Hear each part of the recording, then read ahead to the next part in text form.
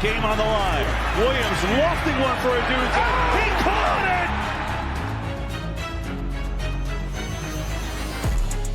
it! You're listening to the world's #1 football podcast. Now, here are your hosts, Ben Hansen, Matt Hartman, and Ryan Matthews. How's it going, everybody? My name is Ryan Matthews, and I'm one of 3 co-hosts from the show, The Pigskin Project. Thanks for tuning in, and let's go over one of the questions that I asked on the podcast just a couple weeks ago that raised a couple eyebrows. On episode 167, I made a comment that said, when are we going to be out of excuses for Trevor Lawrence and start blaming him for the offensive failures in Jacksonville? Maybe that was a little bold. Maybe that wasn't bold enough. Welcome in. Today we're going to be going over the film regarding Trevor Lawrence and his successes and his weaknesses. Now, this isn't about being right. This is about being fair. I want the truth. If I'm wrong, I'll own that. If I'm right, you better believe I'm going to be parading it just like any other sports analyst out there would. I grabbed Trevor's best film from 2024 and his worst film from 2024. We're going to be diving into both of those. Oh, and by the way, if you're looking closely, one of the quarterbacks that we'll be breaking down here soon is actually hiding in the background of this video, so stay tuned for that. As always, the Pigskin Project goes live every single Wednesday at 8:30 p.m. Central Time, 9:30 p.m. Eastern, so stay tuned for that on our YouTube channel so we can prep you for everything that you'll need to know leading into the upcoming NFL season. Now, enough talk, let's get right into the film. One thing I want to note before we get started, screenplays will not count. So I did watch some of that as well, but it's such an easy little dump-off pass for quarterbacks to do. And honestly, I mean, there's not a lot of reading that has to be done in that play. So good or bad, we're just going to throw those out. So that's kind of like the only play I'm going to disqualify here in this film review. So starting off, we've got his Week 2 opponent against the Browns at home. Now, this one's got a lot of thumbs up and thumbs down. Let's dive right into it. All right, so this first situation, it's in the first quarter, 3rd and 7 with 12 minutes and 3 seconds left. Let's go ahead and dive into it. I'm going to go ahead and let you guys see this play here first before we do anything. Now, obviously, he's trying to hit that deep ball target. Nothing too crazy, okay? Now, this one's kind of subjective. I'm not going to lie. First off, 3rd and long, this is a horrible play design in my opinion. I wouldn't call this play in Madden, let alone real life. But you want to go full long. I mean, look at where you've got left for the sticks, right? And for the Browns, it's a man coverage. You see that, single high safety. You want to go ahead and look. Your check down's taken. Your other check down's taken. You've just got 3 verts. That's it. That's the play design, right? Now, the one thing that I'm taking a look at, your single high safety is going to go to the strong side, right? You've got a really good 50-50 ball target in Brian Thomas along the side with Martin Emerson in coverage. I take that every day of the week. Now, I understand this guy could be open, but he's not even looking at this guy. Trevor's looking immediately towards this receiver. Now, in this frame, it's not that bad of a read. You've got, I believe, Grant Delpit. Nope, that's Denzel Ward. I apologize. Denzel Ward on the outside here. And he looks to be winning this route here. And Ward recovers very well. I apologize for getting the players wrong here, but you've got Ward and Newsome in coverage on the right-hand side, on the strong side. Why wouldn't you throw it over here when Emerson's in coverage on a one-on-one with your rookie? To me, that just shows that he didn't have a strong relationship with this rookie in the beginning. I want to take that 50-50 ball shot every day of the week without the safety being present. It's just a smarter throw to me. I don't know. Maybe I'm being nitpicky on the first play here. Stay tuned. We've got a little bit more for you. All right, so this next play that we have here, I'm not going to hit on too much. It's a first quarter, 3rd and 5 with 1:44 left. And I'll just show you guys exactly what he does here before I kind of critique a little bit here. Now, just a missed throw. I know what everybody's thinking. Oh my God, he's talking about just an airmail. It's a missed throw, man. Come on. Listen, it's totally fine. It's a common thing, right? When I watched Trevor Lawrence's film, his accuracy was a little bit of an issue. I believe he had about 60% completion percentage on the year. It's a common thing for quarterbacks, to kind of miss their throws. It's totally fine. But this is something that I just kind of wanted to note and just be like, hey, you guys should know that this needs to get better. That's it. That's really it for that play. All right, so this next clip that we have, second quarter, it's 2nd and 11 with 9:07 left in the game. Pretty decent play here from him. I'm actually really happy with how this one turned out. I'll just kind of let you guys pick this one out here. So this is exactly what I want from a fourth-year quarterback that just got paid. I mean, overall, the one thing that I want to note here, so he already sees it's man coverage as well. That single high safety that we talked about as well. Now, he figures this out very well that, overall, he picks up on the blitz. You'll see very well. He doesn't have enough time to let the play kind of generate. Goes ahead and picks up on that easy target here underneath the Gabe Davis. Very, very strong play in my opinion. I don't hate it. I don't hate it at all. This is exactly what you want, like I said. Again, this is another one. It's second quarter, 3rd and 7, 6:28. He just does this very well. He's able to kind of pick up on the blitz here as well, and just maneuvers the pocket extremely well too. I'll let you guys kind of take a look at this one as well. Now look at him take advantage of that open space. Now, I mean, this is kind of a no-brainer for quarterbacks, obviously, but at the end of the day, this is something that I think he did very well. I mean, let's go ahead and start it from the top here. He goes ahead. Look at this. He's got 5 people blitzing him all at the same time here. And one of those people being all-pro Myles Garrett. I mean, now go ahead. There it is. Good stuff. Good stuff. Now here's another one that I want to go over. Thumbs down on this play from me, ladies and gentlemen. Second quarter, 4:51 left. I'll just kind of let you guys watch this one as well. See if you guys can kind of pick out exactly what I'm going to say before I say it.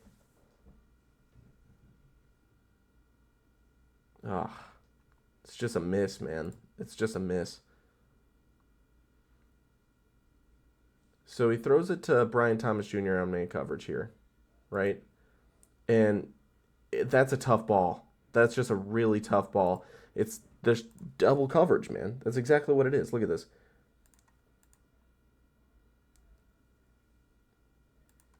I was wrong. That was Gabe Davis. Got to correct my notes here. Brian Thomas is down here. So, overall, Gabe Davis. I mean, now that is somebody that can make that play, and maybe that's a little bit on Gabe Davis, but I think there's a clear option here where to go. Why aren't you throwing it here? You know what I mean? Right here should be the target that you hit every single time in this situation. And I know the backer would have cracked down on it for sure. That's totally fine. But, I mean, look at where they're lining up. They're lining up on that 5-yard line, okay? Even if the running back gets it right about, play it here, right? He still beat the linebackers. Let's say this guy cracks down on him. That's only, a 3-yard gain. That's fine. And I know that you want to go ahead and get the ball into the end zone. Totally understand that. Trust me, I want you to as well. You got to bank on your guy either getting it there or getting as close so that you can go ahead and score. That's a rough situation, man. Rough situation. I just want to note on that last play as well, they didn't end up scoring a touchdown. They ended up settling for a field goal on that drive. So, again, frustrating situation. All right, so here's the next play. We've got a third quarter, 10-minute, 10 seconds left, 3rd and 10 play here. This one's a thumbs up for me. I was really, really happy with how this worked. Now, there's a funny part in this video, too. I hope you guys catch, so I'll just kind of let that thing play out. But overall, really happy with this one. There we go, man. Love it. Textbook read on the corner route. Go ahead and throw this thing back up. Now, what you'll see here, he knows that this play is going to kind of get disrupted a little bit, right? But overall, corner's hips are flipped. He's taking the deeper route. Parker Washington just goes ahead and collides with him because that's not his fault either. It's not his fault that the DB decided, hey, I'm just going to stop in the middle of my route. Parker Washington's like, I'm just going to run you over, dude. And now that corner route's completely open.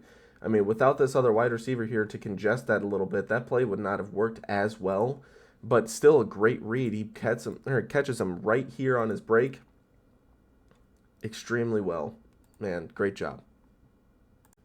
All right, this next play gets a massive thumbs up from me. I put it in all caps on my notes just to let you guys know how much I emphasize on this one. Third quarter, 2 minutes, 29 seconds left, 1st and 10. I'll let you guys see this, but I might explode in terms of excitement here, man. I'm really excited about this one. So, drops back. Perfect. Just lets it loose. So good, man. Newsome in coverage. Who's that guy? Who's that guy? 23? 23. Oh, that's Martin Emerson. The guy, if you remember, that I called out and said, hey, I would trust a guy to run a route against him. I mean, Brian Thomas, man, he's a good 50-50 ball guy. Maybe Trevor Lawrence is listening. Now listen, goes ahead and sees that mismatch. Martin Emerson over here tries to make the play on it. He sees it. Newsome in coverage. So obviously just a little, but I just wanted to make the joke that Emerson was over there to help get him down. Now, I mean, Brian Thomas is just amped up, man. I love it. But overall, from Trevor Lawrence, great read here. I mean, look at the other options that he has, right? He could hit this guy on the out route. But overall, Brian Thomas, it's a one-on-one situation. You're trusting that this guy's going to be covered by the deep safety. That's all the safety's worried about. See, look, he flips his hips, follows Christian Kirk. Now all of a sudden you've got Brian Thomas in a one-on-one because this guy's not making it. And look at it. He drops it right into the bucket. Perfect job, man. I love it. That's what you want to see. This next one, you've got fourth quarter, 13 minutes, 46 seconds left. It's a 2nd and 5 situation. This one I'm very, very impressed with.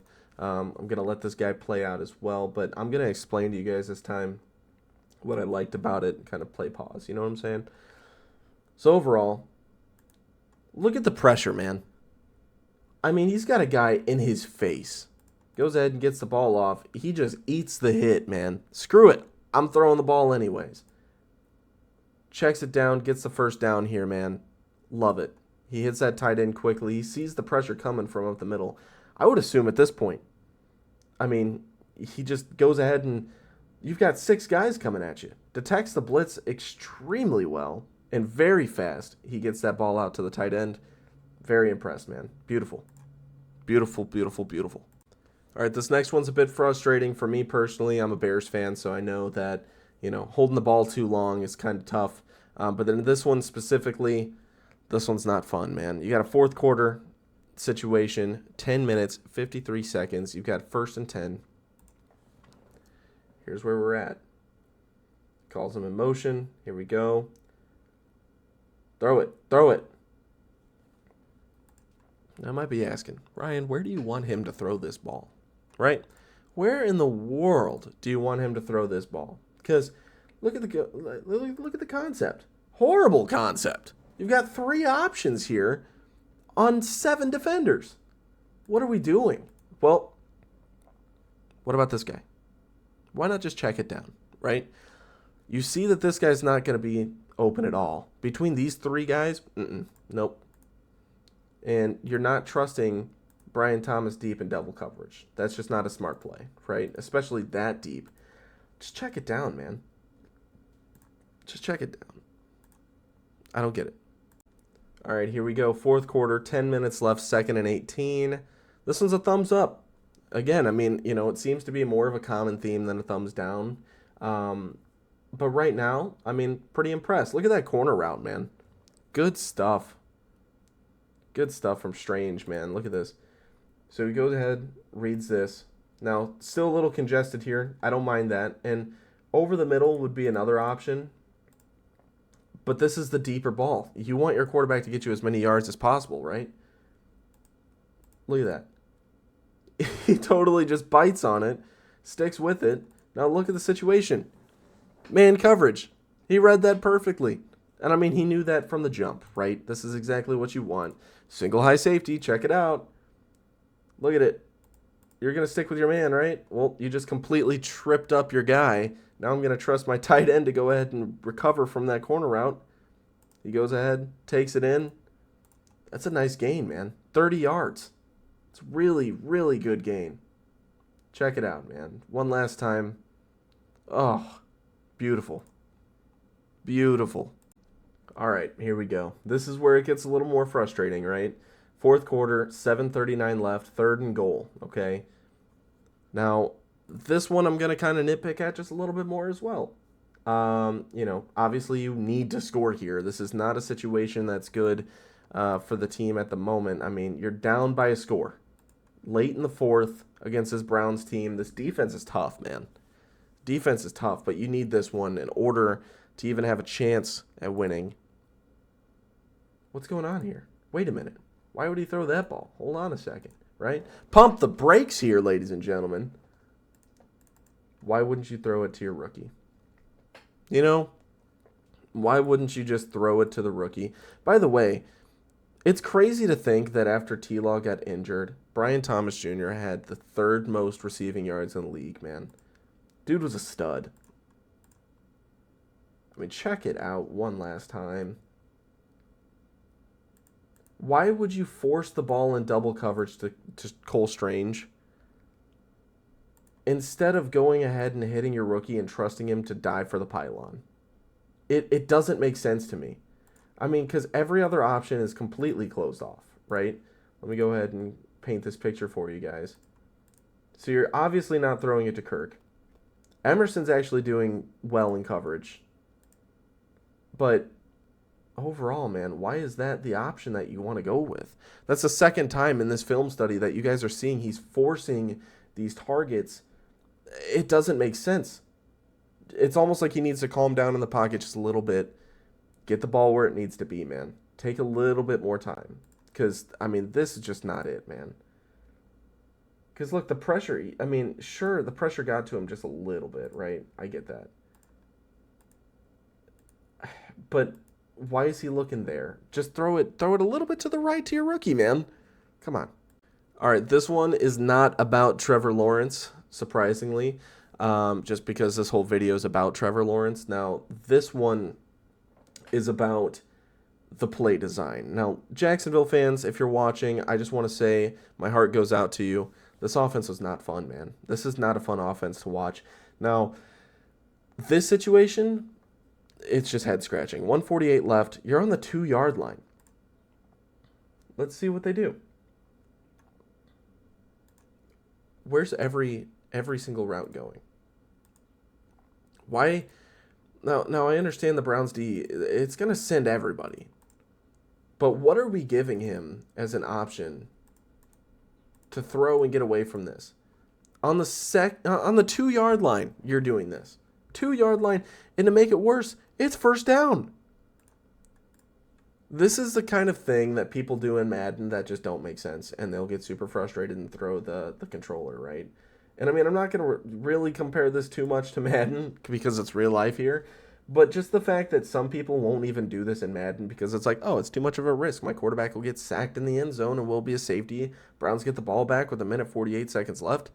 Not good, right? Well, that's exactly what happens. Are you surprised? Not really. Jacksonville, man. I feel for you. That was frustrating. Liam Cohen's going to do a lot of good stuff for you. Now, this one is a little bit tough as well. So, for me, I mean, it's a tough play because of the pressure. You've got fourth quarter, 1:27 left. I mean, he forced it. Now, where do I want the ball to go? Right here. Now, it's a little late, but you could have thrown that with anticipation. He's thrown it to his guy that he's already familiar with in Christian Kirk.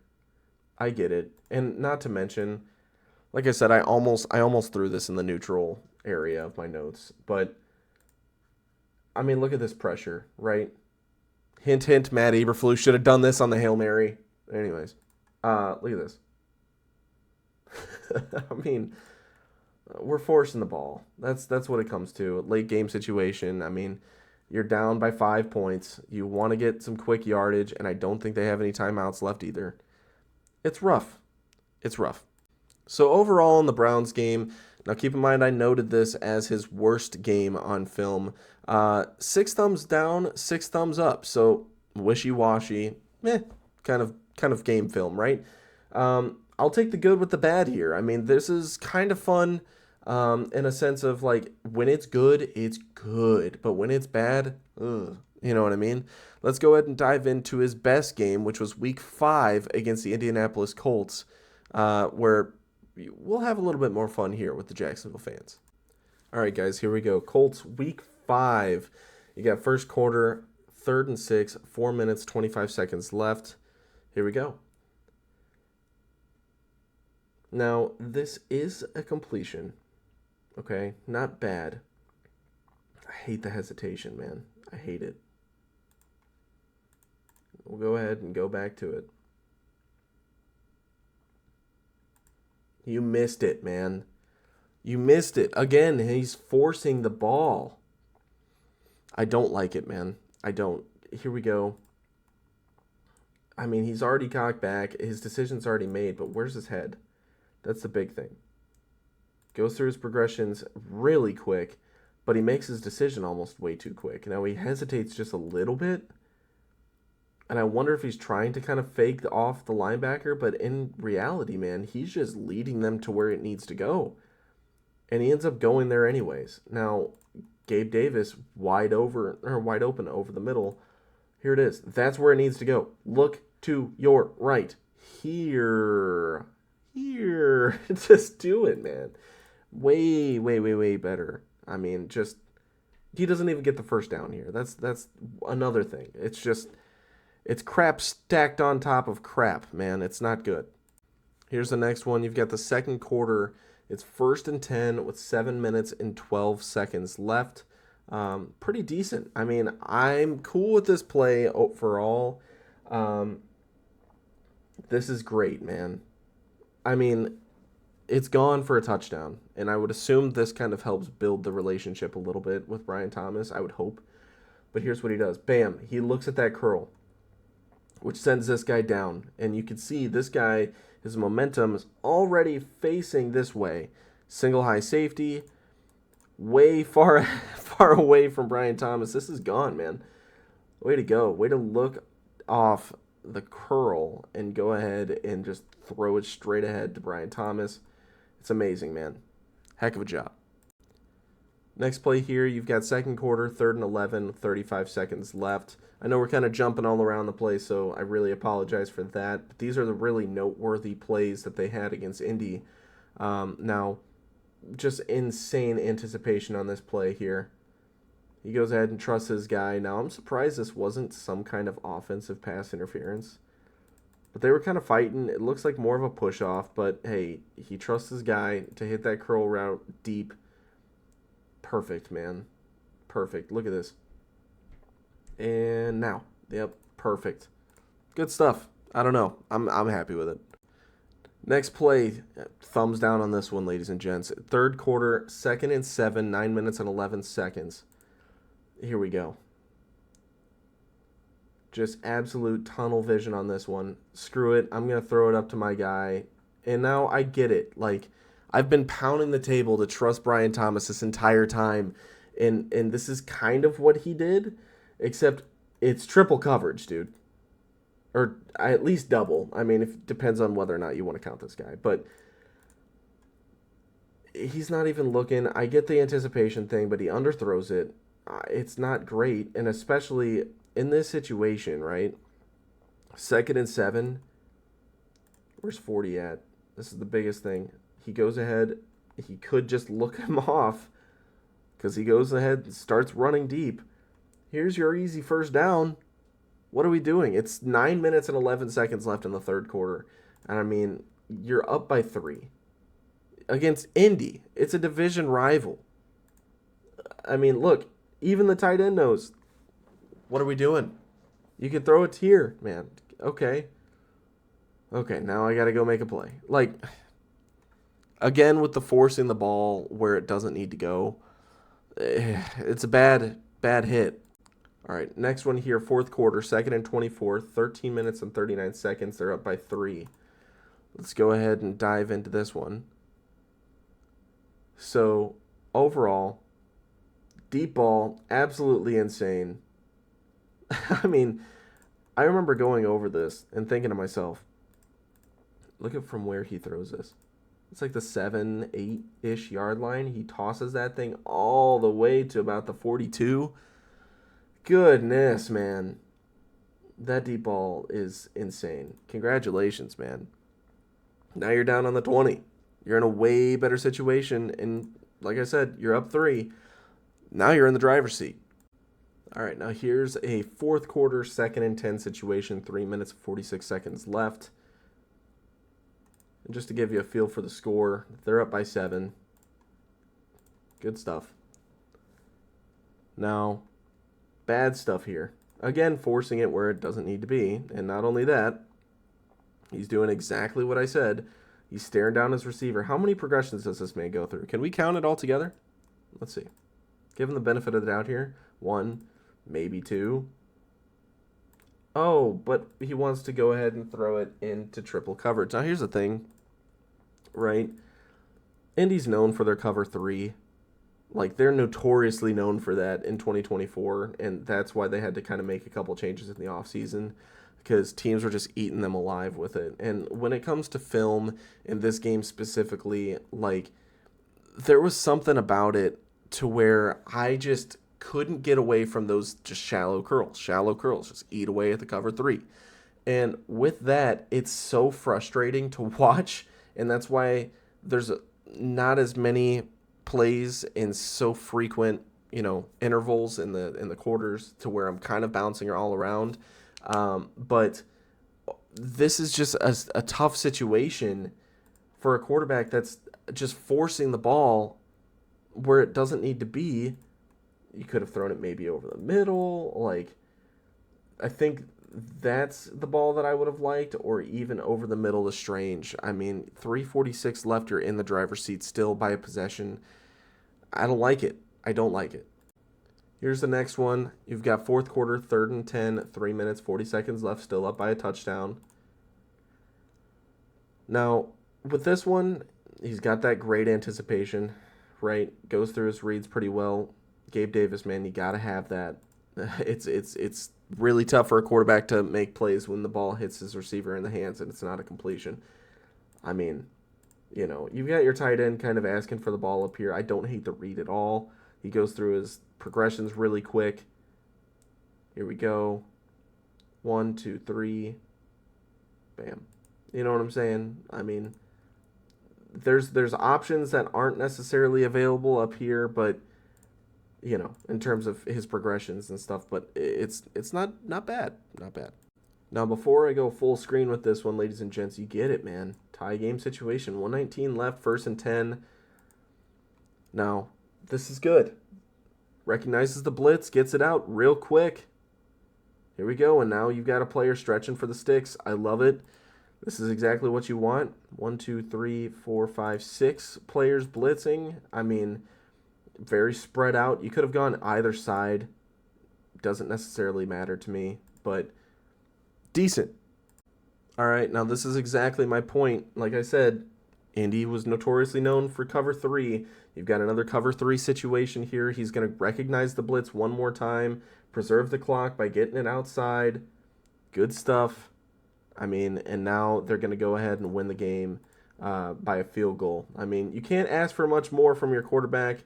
Here's a sideline view for you, or not sideline, end zone view for you guys. Just overall picks it up, hits it outside. Beautiful ball. I mean, exactly where it needs to go. Good stuff. All right, so we've got 3 thumbs down, 6 thumbs up for the Indy game, and that one's good. That's his best game of the season, in my opinion, in terms of film.